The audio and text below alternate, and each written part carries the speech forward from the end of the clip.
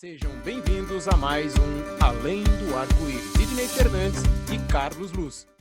Olá, amigo, olá, amiga ouvinte. Estamos chegando para mais um programa Além do Arco-Íris, com reflexões em torno da doutrina espírita.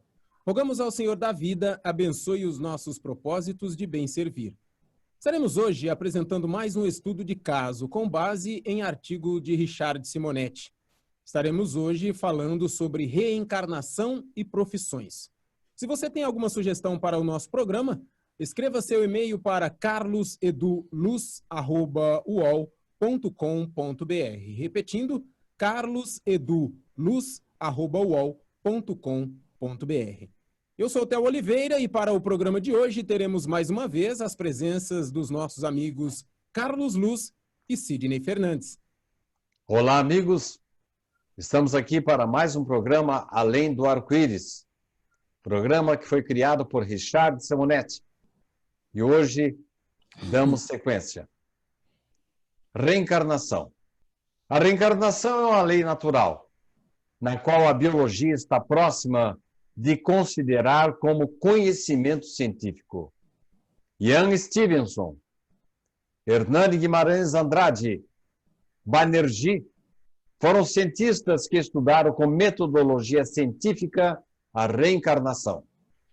São histórias como, por exemplo, a de Swarlata Mishra, citada em um artigo da revista Super Interessante, segundo o qual uma menina nascida em 1948 em uma família rica da Índia se tornou protagonista de um dos casos clássicos da ciência sobre vidas passadas. A história dessa menina é descrita em uma obra de Ian Stevenson, 20 casos sugestivos de reencarnação, e assemelha-se a outros registrados pelo mundo sobre lembranças reveladoras ocorridas principalmente na infância. A história dessa jovem é simples.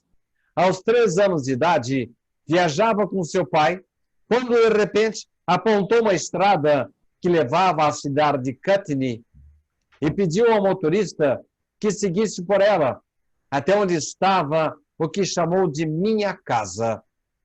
Lá, disse ela, poderiam tomar uma xícara de chá?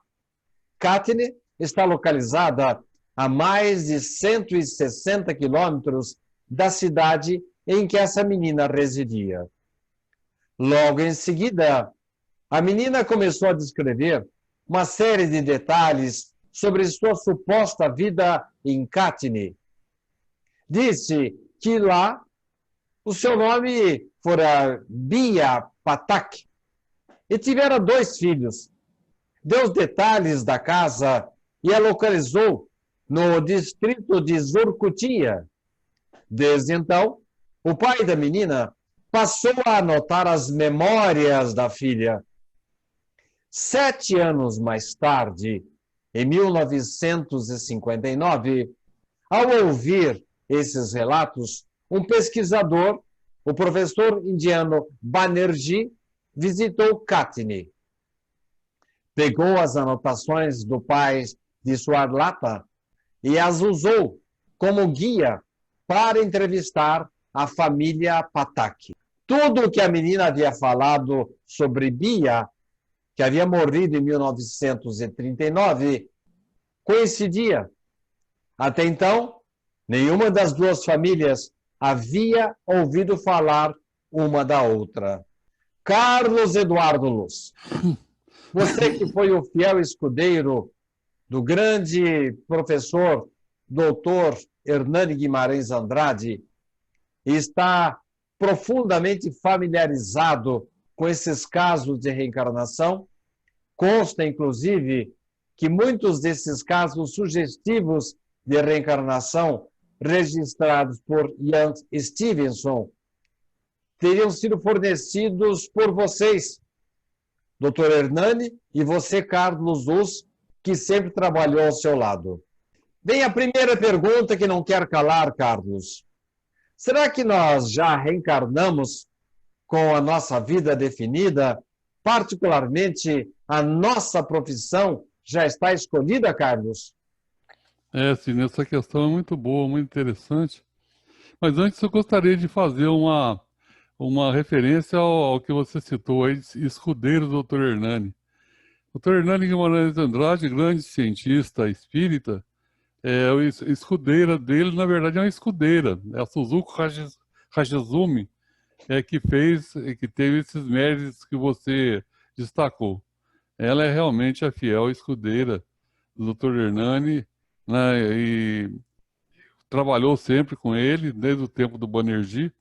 Nesse tempo que ele fazia a pesquisa de reencarnação na década de 70, eu vim conhecer o Dr. Hernani na década fim da década de 80, começo da década de 90. Então, é uma pessoa espetacular, né? Uma pessoa que contribuiu muito para o espiritismo e para a ciência. Agora, voltando a responder sobre o que você pediu, né? Nós reencarnamos com uma profissão já definida. Pode acontecer, viu, Sidney, mas nem sempre há margens para a escolha. Se o espírito reencarna em local desprovido de educação formal, dificilmente ele deixará de ser um trabalhador sem especialização. Existem testes científicos que identificam grandes inteligências em pessoas sem escolaridade e vivendo em condições até muito precárias. Carlos, reencarnar dentro de uma família com boas condições de educação amplia a possibilidade de um indivíduo ter uma boa profissão, ter uma vida melhor, mais regrada, com mais tranquilidade, porque a gente vê aí que pessoas sofrem muito quando são filhos de pais que não têm muita cultura ou, embora com pouca cultura, não têm condições de dar ao filho melhores condições de desenvolvimento. Quando nós reencarnamos numa família com boas condições, os pais têm assim muita lucidez.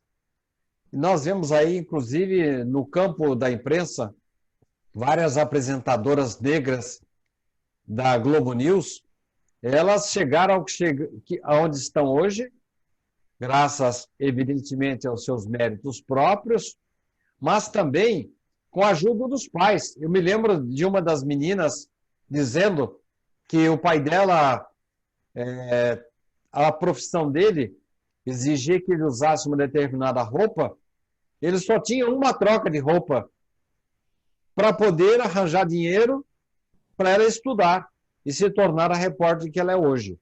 Então, a mãe lavava a roupa quando ele chegava à tarde, colocava para secar e ele usava a mesma roupa no dia seguinte. Então, são pessoas assim com muitas dificuldades. Ora, oriundas das diferenças sociais, quando a pessoa não tem muito dinheiro, ora, oriundas da cor da pele, ou mesmo de outra condição social. Quando reencarnamos numa família com boas condições, isso é mérito? Isso nos dá condições de ter um futuro melhor, Carlos? Sim, mas levando-se, Sidney, em consideração as aquisições pretéritas. Seria pouco produtivo, por exemplo, vincular o reencarnante à cirurgia neurocerebral, área médica altamente especializada, se ele jamais foi médico em reencarnações passadas. Mas, Carlos, quer dizer que, então, se eu não fui médico na vida anterior, nesta vida, nem adianta eu me arriscar a um vestibular longo aí, ou a um curso tão difícil como a medicina? Sidney, o que é interessante é que tendências inatas e habilidades para determinada atividade profissional revelam vivências passadas. O que fizemos com assiduidade no pretérito, faremos com desenvoltura no presente. Então, pessoas que conhecem, por exemplo, música, né, tem pessoas que têm facilidade para música, eles com certeza tiveram essa formação, tiveram esse conhecimento em vidas passadas. Porque a música é complexa, o conhecimento musical é alguma coisa muito complexa. E já Mozart, por exemplo, ele com 7, 8 anos, ele já compunha sinfonias. Olha que um negócio complicado compor sinfonias. Então, da onde que veio esse conhecimento dele? Obviamente, trouxe de vidas passadas. Eu posso até citar um caso pessoal. Na minha casa, dos meus pais, e na minha casa depois já casado, eu tive vários instrumentos musicais, até piano, acordeon, violão. Sidney, eu nunca consegui tocar nem o parabéns para você inteiro. Quer dizer, conclusão, eu teria que admitir que eu sou totalmente limitado em termos de entendimento, de aprendizado, ou eu tenho que admitir que realmente essas pessoas que têm facilidade musical, elas já aprenderam isso em vidas passadas. Então daqui eu acho que algumas encarnações, eu estando aqui em companhia sua e do Theo, que conhece muito de música, pode ser que eu agregue esse conhecimento e possa ter alguma qualidade musical, né, manifesta em encarnações futuras. Porque agora eu sou um apreciador de música, mas com grandes limitações de conhecimento. Então a reencarnação explica muito isso, né? Profissões como um marceneiro, como um cirurgião, exige habilidade manual. A gente vê as pessoas assim trabalhando, com capacidade de fantástica, de artística no seu trabalho, com certeza eles já tiveram esse aprendizado e já vinham de outras vidas, já sendo marceneiros ou cirurgiões, e então eles têm facilidade de despertar dentro de si essas qualidades, essas habilidades, né, que, obviamente, a coordenação motora deles, do organismo atual, do corpo atual, vai ter que também ser perfeitas para que essas qualidades do espírito, né, reencarnadas possam se manifestar. Carlos, eu vou fazer a próxima pergunta, mas eu vou dar uma conotação mais prática nela. Podemos, então, dizer que o melhor profissional será sempre aquele que venha a se vincular a atividades que já exercitou anteriormente. Tudo bem, eu aceito isso. O Theo tem facilidade para várias coisas, para informática, para música, como você já disse, e tem facilidade também na prática de esportes. Além disso, ele tem um site lá de apresentação, ele é um verdadeiro ator. O filho dele é melhor que ele no futebol. De vez em quando o filho joga, ele tem que tomar cuidado, senão ele leva chapéu toda hora. Me diga uma coisa, tanto ele como o filho estão desenvolvendo atividades que já exercitaram no passado, Carlos? Com certeza, né, Sidney? Eles demonstrando essas habilidades é coisa que tem uma base construída no passado. Mas, obviamente, o esforço próprio deles nessa encarnação, o aperfeiçoamento dessas qualidades, aí deve a aquisições também, né, e nessa encarnação, né? Então, o mais importante que a habilidade conquistada no passado é o empenho do presente. O melhor profissional nem sempre é o mais experiente, mas o mais dedicado, né? Às vezes a gente vê até um profissional que tem qualidade, tem competência, tem capacidade, mas não tem boa vontade, não está nem aí, não gosta da profissão, não gosta da atividade, é uma pessoa que é comodista. Então esse aí ele vai fazer as coisas de maneira relaxada, embora tenha capacidade, tenha potencial, tenha competência, enquanto que outros que estão ainda no início do seu aprendizado reencarnatório, eles já têm a capacidade de conseguir realizações à custa muito mais do seu esforço do que de heranças de vidas passadas. Então, eu me lembro de Pelé. Pelé que tinha uma capacidade extraordinária no campo do futebol, mas era extremamente dedicado. Ele se dedicava, era o primeiro que chegava, o último que saía dos treinos. E vemos outros profissionais que hoje ganham muito mais do que o Pelé ganhou, não gostavam de treinar e estão numa situação financeira difícil. Aí é uma questão de juízo também, né, Carlos? Nesse caso, não seria mais produtivo, Carlos, que além da dedicação, nós procurássemos nos vincular às atividades para as quais temos mais facilidade, em função das experiências lá do pretérito, Carlos? A resposta seria em termos, né, Sidney? Considerando que a própria evolução da sociedade humana impõe novas opções. Isso ocorre particularmente na atualidade, em que o trabalho braçal vai sendo substituído pela tecnologia. Hoje somos chamados ao exercício da inteligência em atividades ligadas à informática, a partir da revolução disparada pelos computadores. Isso tudo constitui novidades para nós, né? Então, vamos pensar, para a pessoa, é importante ela sempre estar fazendo coisa nova, né? Desenvolvendo habilidades novas. Agora, em termos de profissão, em termos de confiabilidade na atividade, é importante que a pessoa esteja, vamos dizer assim, entre aspas, na sua praia, né? Ela evite, ela tem habilidade para música, daí ela resolve praticar um esporte que ela não tem habilidade nenhuma e vai ficar só no esforço tentando ser um esportista. Ela não vai conseguir ser um grau de excelência no esporte porque não é da vocação dela, ela não teve vivências passadas nessa atividade. Ela tem, inclusive, muitas dificuldades.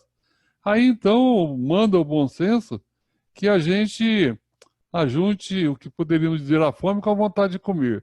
Ou seja, potenciais trazidos de vidas passadas, acrescidos de capricho, de empenho em desenvolver, acrescentar mais qualidades a essas qualidades já trazidas de vidas passadas, a esse potencial trazido de vidas passadas.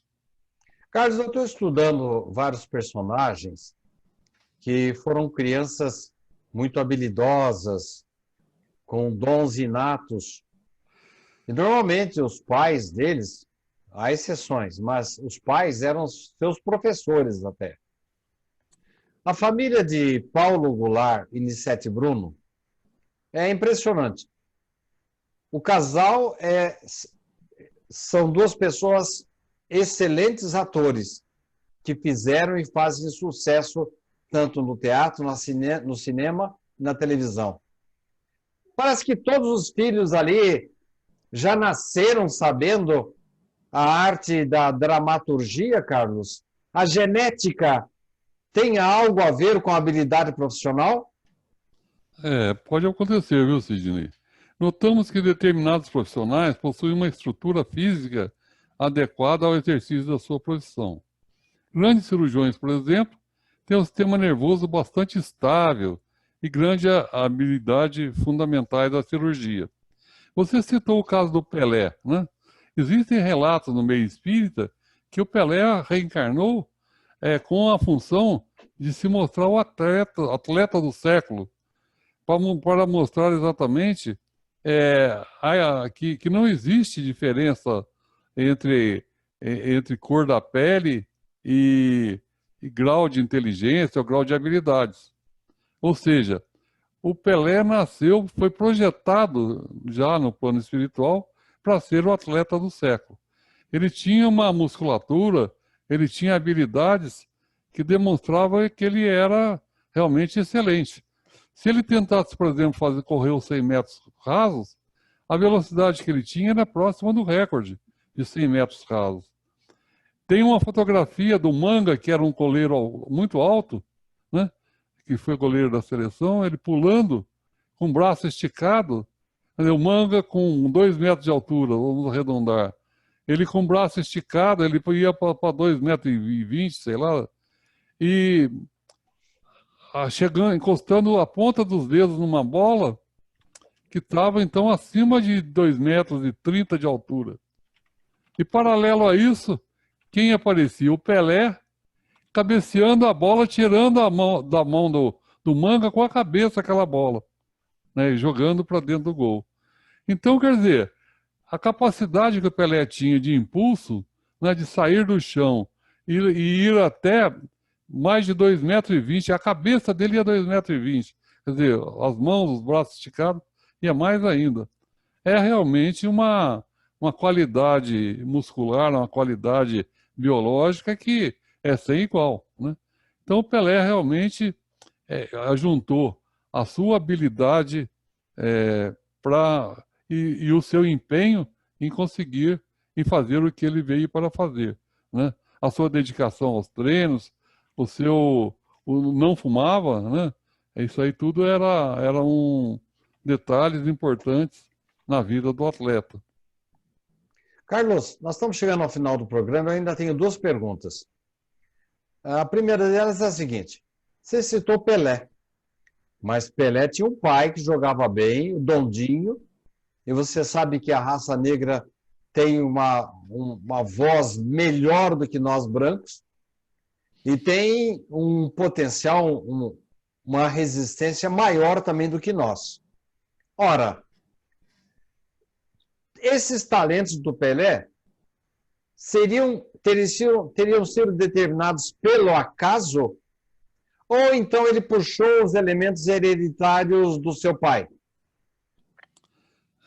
Deus não combina elementos hereditários como quem joga dados, já não afirmava Richard Simonetti. Mesmo porque a biologia é instrumento de Deus e não a sua limitação. Então, o que a gente conclui aí é que exatamente é uma combinação das duas coisas, né? Hereditariedade e mais experiência reencarnatória que qualifica uma pessoa como excepcional dentro da sua profissão. Você está absolutamente certo, Carlos, e nessa última pergunta que eu vou lhe fazer, eu me lembro de André Luiz falando exatamente isso, que há uma coordenação de elementos hereditários, combinação essa provocada, selecionada pelos espíritos, e também, ao mesmo tempo, o talento, a possibilidade que o indivíduo tinha de desenvolver aquela atividade, ele era preparado já na espiritualidade para isso. Última pergunta, Carlos. Como que Deus atua, por exemplo, biologicamente, para preparar o corpo de um cirurgião? Técnicos da espiritualidade estudam os componentes genéticos dos pais e selecionam aqueles que melhor se ajustem às necessidades do reencarnante, dando-lhe uma estrutura física adequada à atividade que irá exercitar. Então, naquele exemplo do Pelé, no plano espiritual, com certeza, a espiritualidade, os projetistas, né, do corpo físico do Pelé atuaram na programação genética dele, na programação biológica, que ele tivesse todas as qualificações que fossem necessárias para ele ser o atleta do século, para ele mostrar exatamente a superioridade, né, do Pelé e muito sobre qualquer pessoa, independente da cor da pele, né?